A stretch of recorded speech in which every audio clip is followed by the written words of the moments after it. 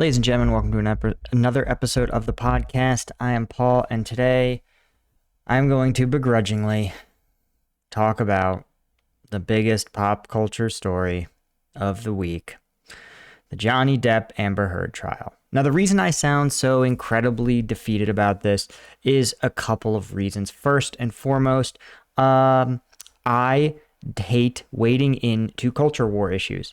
By and large, other than some key areas where rational minds will agree, there shouldn't really be much debate.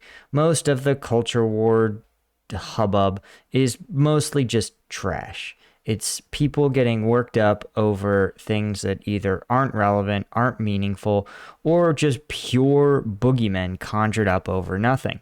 But because it usually a good culture war topic doesn't actually affect the long-term health or future of the country, but it cuts somehow to core aspects of people's identity, ensuring that they personally feel attacked by whatever the culture war issue is.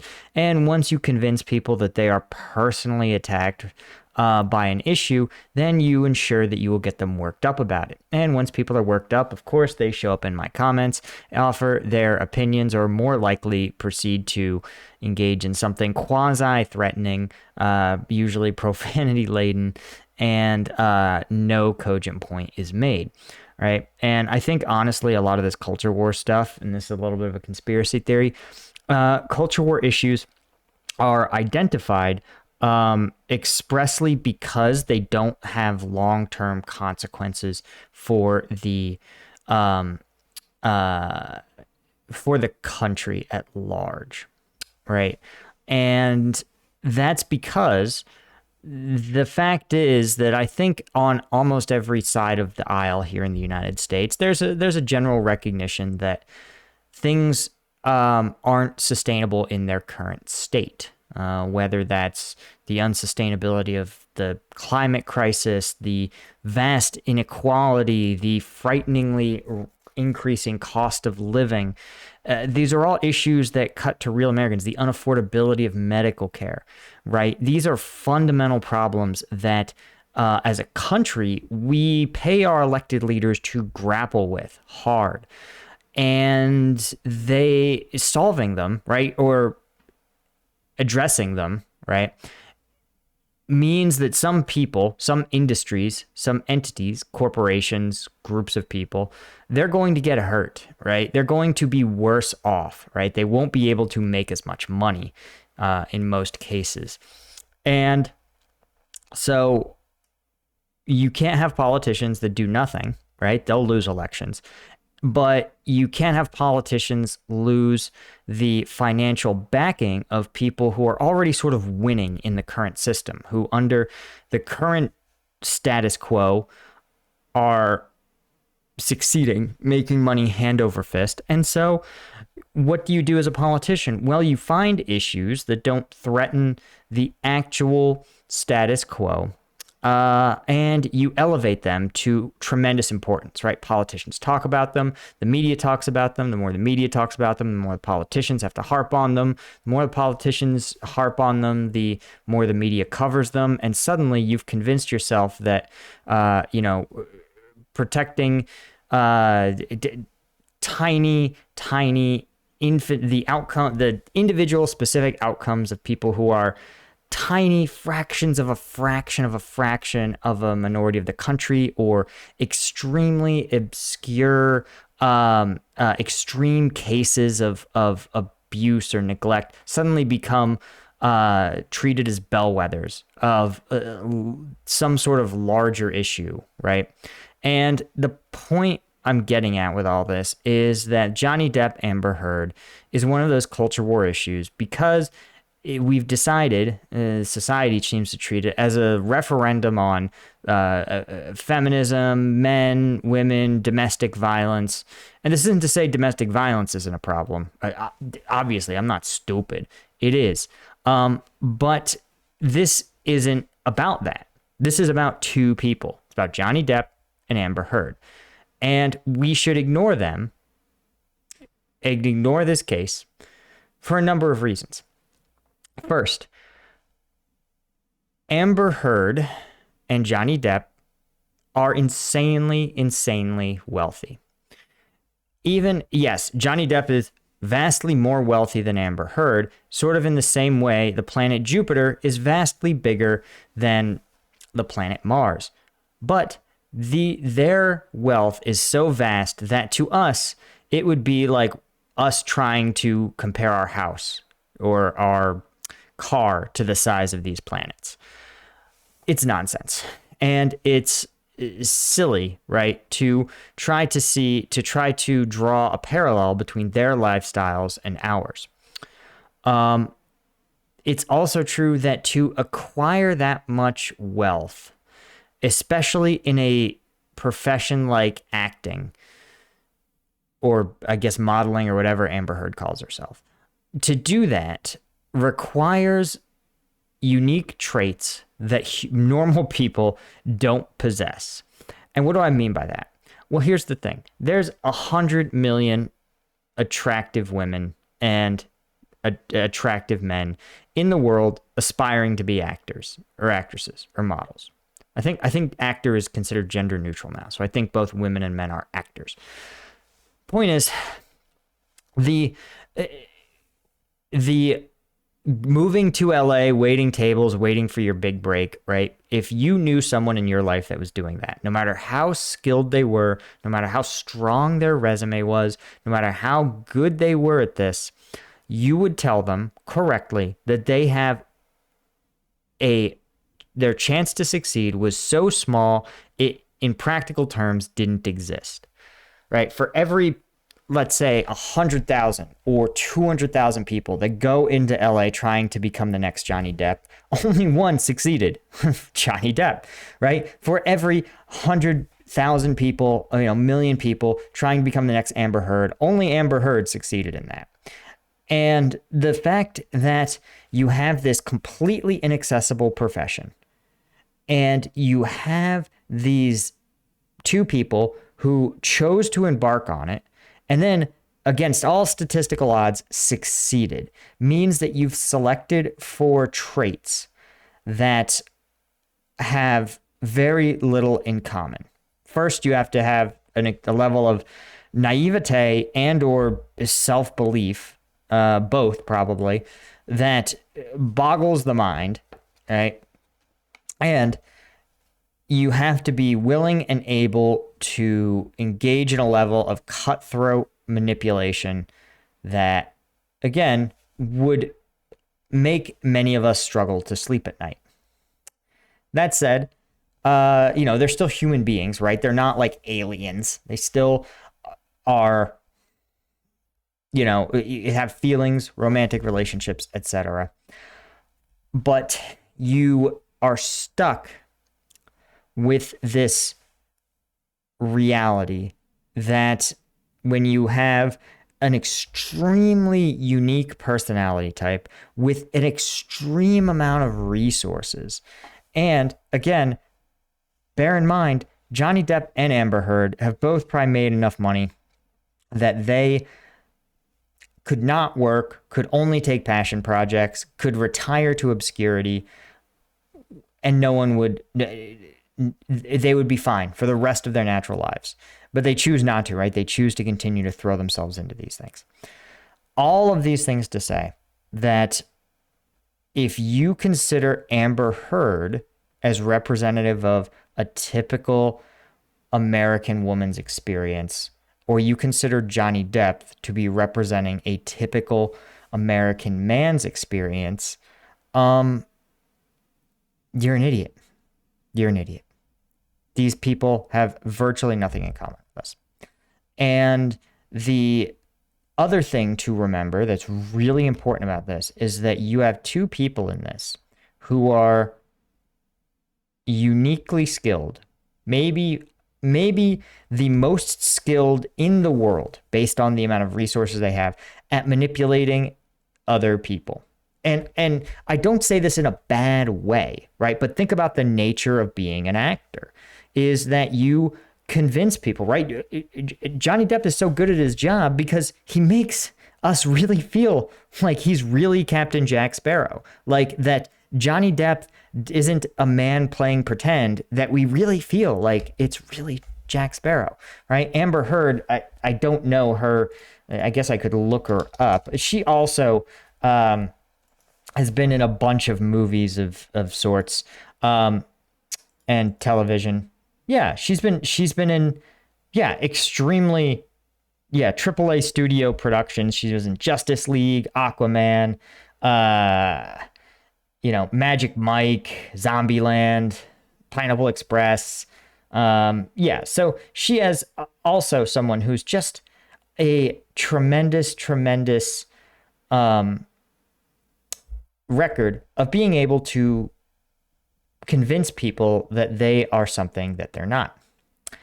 And so when we as consumers, right, as people who watch this event, this trial, these allegations, these statements, if we consume them through the media, understand that these are people who are experts at convincing us that a certain truth is a certain way. And it's also important that they are not alone, right? Just like Johnny Depp, Amber Heard, they have extremely high-priced lawyers involved in this. They have extremely highly skilled public relations professionals who work probably full-time for them. And all of them work together to project an image, not just to the jury, not just to the judge, but to the public, right? That tries to convince them, get them on their side. And you're starting to see with this, when these two people go against each other, you're starting to see just how hard they work to create this facade. And here's the thing. The evidence seems relatively clear right now from what I've read and seen, though I'm not closely following it, that by and large, Amber Heard seems like she's an abuser, and, was engaged in a level of physical violence that definitely crossed the threshold from tumultuous relationship, which is fine. Some of us end up in relationships where there's more fighting than others. But there's a line where it becomes domestic violence and abuse. And she probably crossed that line, and it isn't clear that Johnny Depp did cross that line, right? He seemed to be just someone in a tumultuous relationship, whereas she seemed like she crossed that line into being an abuser. But again, I'm not following it enough, and these are people who are masters of media manipulation, both of them. And so I hope if you get anything else out of this trial, you should understand that this is theater, right? And that's probably why Johnny Depp initiated this lawsuit. Whether he wins or loses, defamation is legendary for how hard it is to prove in court. Again, he may have a legitimate case. He has a case that at least on the surface appears legitimate enough that he's getting a trial. But a lot of why he's doing this is, I believe, so that he can, in public, lay out a defense against these career-killing allegations that she's made against him. And so given all that, right, bearing that in mind, we should remember that the incentives, the behaviors, these aren't representative of anything other than two individual experiences. It's not a referendum on men's rights, or if men's instances of men being victims of domestic violence are taken seriously. It's not a referendum on false claims of domestic violence. It's not a referendum on any of this. These are exceptional cases that aren't representative of anyone else's experience, and they're not good. At best, you could say they represent the phenomenal stakes emotionally, financially, of of relationships in that top super strata of society, the $100 million plus strata of society. So this is what bothers me about this, right? Obviously, you can go anywhere and get another great take on this, and you'll get a take that confirms your biases. I'm sure floating around YouTube, I could find somebody who's like, Amber Heard's a victim, and you can find somebody who's like, Johnny Depp's a victim, and you'll find somebody who's like, Amber Heard is all women and Johnny Depp is all men. Nah, dude. Nah, that's that culture war shit. This is the culture war shit. They want you to believe, because if you believe that Johnny Depp is all men or Amber Heard is all women, then you've become invested in an outcome that has nothing to do with you. Whoever wins this makes no impact on your life, unless somehow Johnny Depp's listening, in which case you should get back, talk to your lawyer, dude. You got more testimony ahead of you. So yeah, I gotta distract myself talking to imaginary Johnny Depp on my channel. But no, the point is that if you believe that these individuals are somehow connected to who you are as a person, then you're going to become deeply invested in it. And it's going to do well for Johnny Depp's career, Amber Heard's career. It's going to do well for the media that wants to cover this 24 hours a day, 7 days a week. And it's going to do well for the people that want to distract you from other pressing issues. But it only works if core parts of your identity get transferred on to these people who have nothing to do with you. And I think if you are one of the like 3,000 people that listen to this podcast, and I actually really am grateful for all you guys, because it means a lot that you think I have something worthwhile to say. You should look at other issues like this and ask, is this someone trying to trick me into projecting core parts of who I am onto this unrelated circumstance? Another great example is the trans swimmer that won the NCAA championships. And it's pretty clear. Here's what was always weird to me. There was no debate that there had to be some medical guidelines about, you know, if you transition from male to female, what then, or if you transition from man to woman, right? Male to female, biological category, man, woman, social category.